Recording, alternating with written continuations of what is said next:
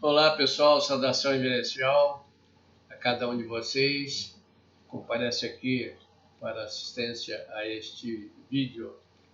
Hoje vamos aqui no nosso grupo de estudo estar tratando do capítulo 54 do nosso livro, Posição do Catolicismo na Senda Iniciática. O capítulo 54 traz o título "E cá, na contramão do cristianismo iniciático",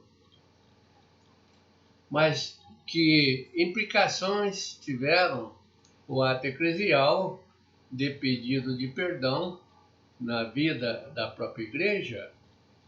Deve-se ter em conta os processos diversificados de recepção destes atos de arrependimento eclesial, pois esses variam no espaço e no tempo, consoante os contextos religiosos, culturais, políticos, sociais, pessoais, etc. Esta história contextualizada das ações pecaminosas dos antepassados da ICAR na perspectiva do pedido de perdão do Papa não teve necessariamente alcance universal. Os pesados pecados dos antepassados da ICAR, condicionados por determinadas perspectiva teológica e pastoral, trouxeram, ao longo dos tempos, consequências de grande peso na difusão do Evangelho. Nessa perspectiva, é oportuno ter em conta que as culpas passadas dos agentes eclesiais remotos, bem como dos atuais, dão um contra-testemunho do Cristo e depreciam a doutrina Jesus-cristiana primigênia.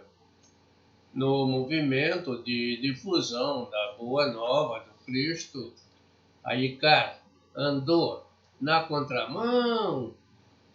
No magistério da ICAR, houve muitos eclesiásticos na igreja que não souberam usar a sua autoridade com o devido valor de magistério crístico. Infelizmente, por um comportamento contrário ao Evangelho de Cristo, ao longo da história, a ICAR desclassificou o cristianismo primordial. Boa parte de seus agentes eclesiais não conseguiu reproduzir em seu magistério o padrão cristão do Senhor Jesus. Na qualidade de pastor da igreja, o receptor final de todo pedido de perdão é Deus. Na trajetória de delitos da ICAR, onde se devia pedir perdão pela tergiversação de sua doutrina e as pessoas que foram vitimadas pelos ofensores, na realidade, apesar da boa iniciativa de algumas autoridades da ICAR, este perdão fica inviabilizado a partir do fato que o ato do pedido perdeu a contemporaneidade no tempo entre a prática da ofensa pelos ofensores e os ofendidos. Foge da lógica objetiva, fica sem sentido. Este processo, Jesus Cristo podia pedir perdão ao Pai pelos pecados de seus filhos pecadores, alinhados à sua doutrina Jesus-cristiana primigênia, porque ele possui o real sacerdócio para tal, ou mesmo não pode se dar com o pedido do Papa, que já não possuía mais a autoridade melquisedequiana e representava uma igreja desagregada da real doutrina Jesus-cristiana. Assim, os ofensores que praticaram os delitos da ICAR no passado, já mortos, não puderam estar presentes para a admissão de culpas e para o real e genuíno arrependimento, condições essenciais ao processo de obtenção do perdão. E o Papa não pôde perceber isto, por estar desprovido de pressupostos iniciáticos. São diversas as implicações previsíveis no plano do diálogo e da missão, em consequência de um reconhecimento eclesial de culpas passadas. Mas o que se pode perder de vista é fato de que quem comandou ICAR na trajetória da delinquência ao longo da história foram as suas próprias autoridades eclesiais. Para o futuro, a ICAR deve repensar a sua ação para evitar que atos semelhantes de contra-testemunho do Cristo contribua para inibir a fé cristã, mais ainda, e promova a incredulidade da sociedade mediante a sequência dos aspectos negativos do passado. Do mesmo modo, deve-se levar em consideração o fato de que atos de testemunho do Cristo poderão fazer crescer a credibilidade da mensagem da Boa Nova, se nascer da obediência à verdade e tender a dar efetivos frutos de reconciliação entre uma cristandade já bastante confusa nestes fins de tempos.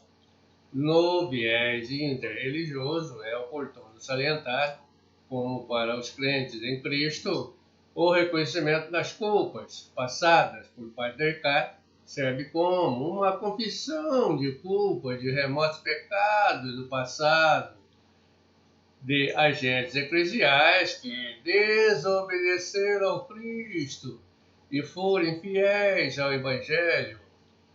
O reconhecimento dos erros do passado pelo ICAR do presente é relevante enquanto feito em nome da instituição para efeito e pedido de perdão a Deus, porém não possui nenhuma relevância quando feito em nome da Igreja, quando feito em nome da Grei do passado, pois não se pode arrepender vicariamente. Este reconhecimento dos erros do passado pela ICAR deve ajudar a evitar no futuro que atos semelhantes aos do passado sejam tomados equivocadamente como confirmação de eventuais preconceitos nos confrontos de cristãos entre as diversas religiões.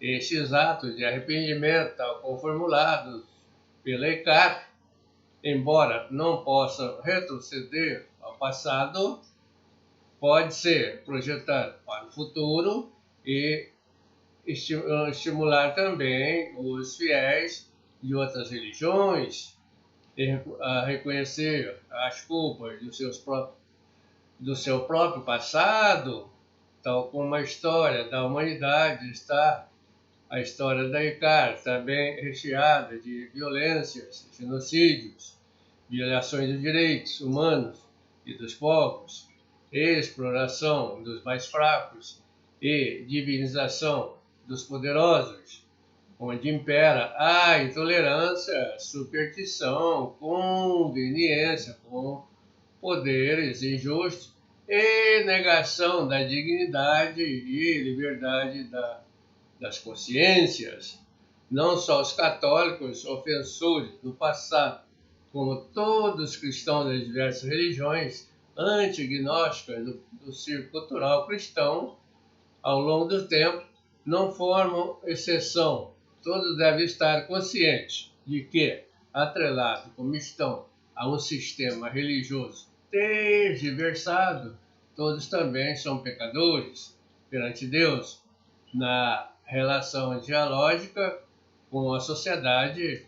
A igreja que surpreendeu o mundo ao longo dos 2 milênios com seus graves crimes anticristãos, surpreendeu também as mentalidades ao confessar os seus erros e dialogar a respeito da ideia de arrependimento e perdão.